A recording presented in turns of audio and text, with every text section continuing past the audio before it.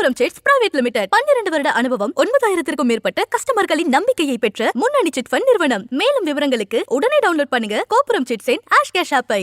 மத்திய நிதியமைச்சர் நிர்மலா சீதாராமன் வெள்ளை அறிக்கை ஒன்றை வெளியிட்டிருக்காங்க. அதுல 2014க்கு முன்பு இந்த நாடு எப்படியெல்லாம் வளர்ச்சி அடைந்திருந்தது, 2014க்கு பிறகு பொருளாதாரம் வளர்ச்சியில் இந்த தேசம் எந்த நிலையில் இருக்கிறது அப்படிங்கிறத புள்ளிவிவரத்தோட வெளியிட்டிருக்காங்க. அதை தான் இப்போ நம்ம விளக்கமா பார்க்க போறோம்.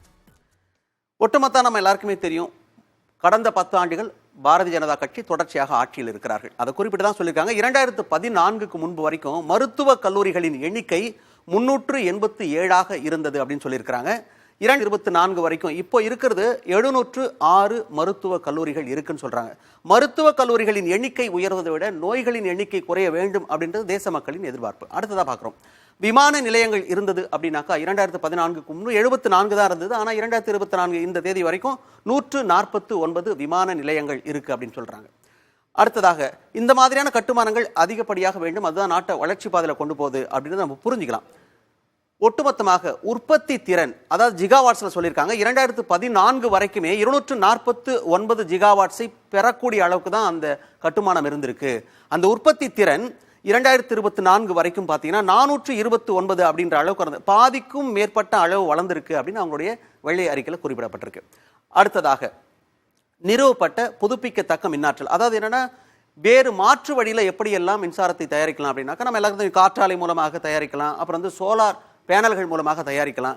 நம்ம எல்லாருக்குமே தெரியும், நிதிநிலை அறிக்கையில் சொல்லியிருக்காங்க, நீங்கள் சோலார் பேனல்கள் மூலமாக நீங்கள் அமைச்சிங்க, உங்கள் வீட்டில் அமைச்சிருக்கீங்க, அதன் மூலமாக மின்சாரம் பெற முடியும்னா 300 யூனிட் இலவசமாக மின்சாரம் வழங்கப்படும் அப்படின்னு சொல்லியிருக்காங்க. அப்படின்னா புதுப்பிக்கப்பட்ட மின்னாற்றலை உற்பத்தி செய்ய வேண்டும் அப்படிங்கிறதுல மத்திய அரசாங்கம் உறுதியாக இருக்கிறாங்க. அதை பற்றி குறிப்பிட்டிருக்காங்க. அந்த புள்ளிவரம் ஜிகாவாட்ஸில் பொறுத்த வரைக்கும் 2014 வரைக்கும் 76 ஜிகாவாட்ஸ் தான் நம்ம வந்து உற்பத்தி செய்யக்கூடிய திறனில் இருந்தோம். அதாவது புதுப்பிக்கத்தக்க மின்னாற்றல் மட்டும் சொல்கிறாங்க.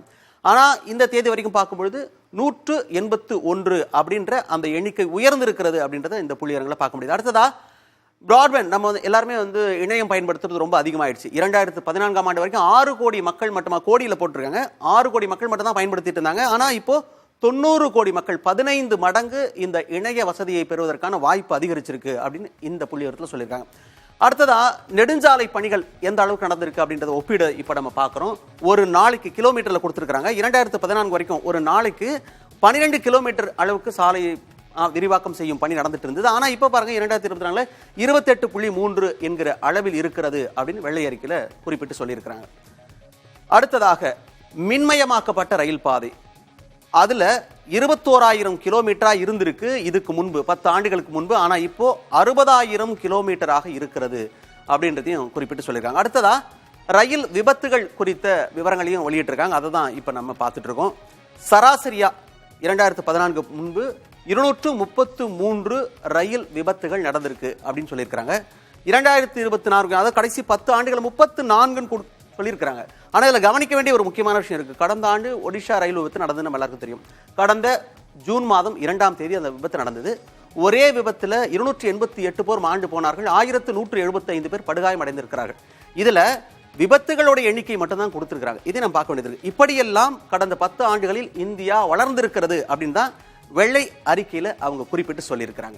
கோபுரம் சிட்ஸ் பிரைவேட் லிமிடெட் 12 வருட அனுபவம் 9000க்கும் மேற்பட்ட கஸ்டமர்களின் நம்பிக்கையை பெற்ற முன்னணி சிட் ஃபண்ட் நிறுவனம். மேலும் விவரங்களுக்கு உடனே டவுன்லோட் பண்ணுங்க கோபுரம் சிட்ஸின் ஆஷ் கேஷ் ஆப்பை.